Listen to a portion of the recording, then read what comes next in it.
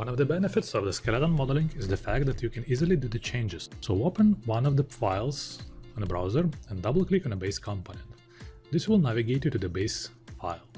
So here we can add some changes. In this case, we will apply the definition of the road. So in order to define the position of the hangar rod, we need to define the sketch. So the sketch will look like that. Just a rectangle with some offset from the top to be able to place the hook of the hangar, and then define the size, as you can see on the screen. That's it.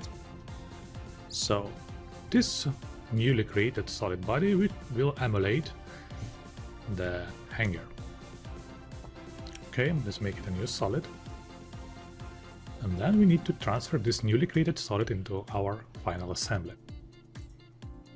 So just give a name.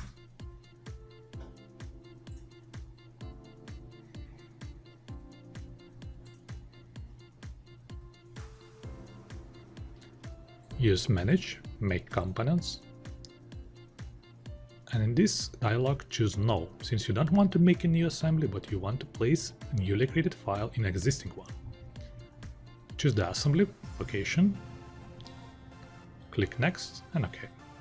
So that's it. So you see the changes immediately appears on the assembly. There is no need to use constraints. The component is in a place already. So now we can isolate the components that we will treat it as a position of the iBoxes, browse through the library, choose a full pull drawer. Now the copying process happens in the background.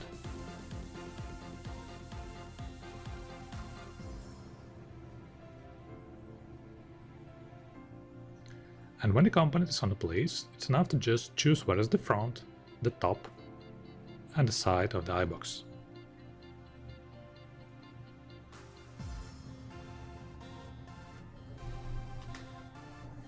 So that's it.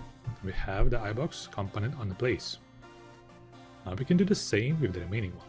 So isolate newly created component, choose Insert,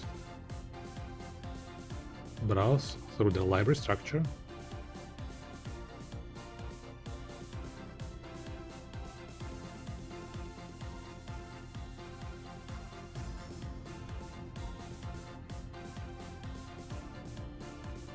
choose the bar top, front, and one of the sides.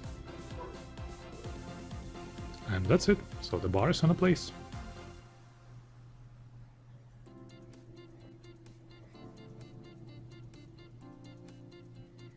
Now we want to make a pattern of the drawers. In order to know how far the next unit will be resided, let's project some of the geometry. Set it to be construction. Just apply the dimension, which will be driven dimension. Since there is no changes, we just want to know how far the next unit will be positioned. Click Escape, choose Dimension Properties using right click, and define the name of the component of the parameter, like the distance between drawers, for instance. That's it. So now we know what the distance will be, and this parameter is listed in the skeleton file, but it's not in assembly. So use parameters, choose link, I'll set this one as an exported parameter for an assembly. Now we know the distance, so we can just hide some of the components or make them transparent if you like.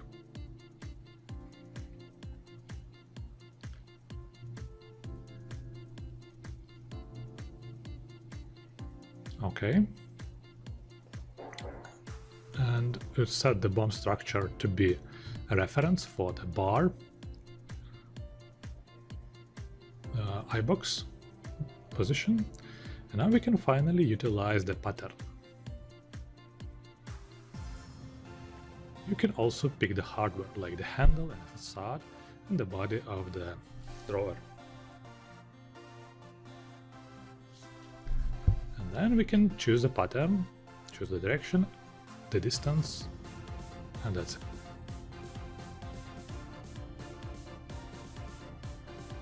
So now we have the iBoxes on place.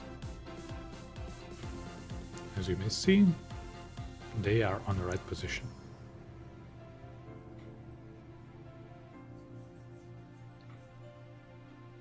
So what is left to do is to use a sculpt command, which actually produces the holes and cutouts needed for hardware mounting. Since in Woodwork for Inventor, the hardware is not only automatically placed, but it also contains a hardware holes geometry. So once the sculpt operation will be done, you'll see that the panels contains the cutouts. You may see that some texture is disappearing, so you can use material assignment refresh in order to bring them back. This process may take a while since there is multiple faces, each of them contains their own appearance, and the refresh process may take some time because of that. And there is the final results. The textures on a place, and if you take a look at some of the panels, we can just right click and open it. This panel already contains all the holes needed for mounting the hardware. So we are ready for the next steps.